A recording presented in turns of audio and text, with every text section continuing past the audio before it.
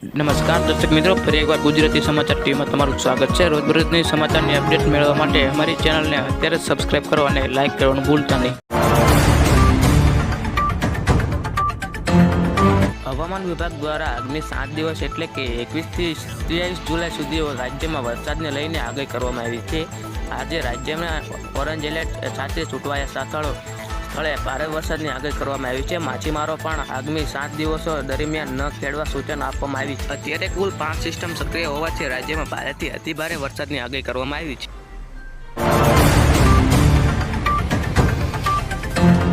હવે આપણે સૌથી મોટા સમાચાર જાણીએ તો તેમજ બનાસકાંઠાના ડીસામાં પણ 3 ઇંચ વરસાદ પડ્યો છે। આ ઉપરાંત 12 તાલુકામાં 2 ઇંચથી વધુ વરસાદ જૂનાગઢમાં આપ ફાટ્યું। જૂનાગઢ જિલ્લામાં વરસાદે હાહાકાર મચાવ્યો છે। સવારે 6 વાગ્યાથી બપોરે 2 વાગ્યા સુધીના 8 કલાકમાં મેંદરડામાં 12.8 ઇંચ, કેશોદ 10.71 ઇંચ અને વંથલી 10.16 ઇંચ વરસાદ ખાબક્યો છે।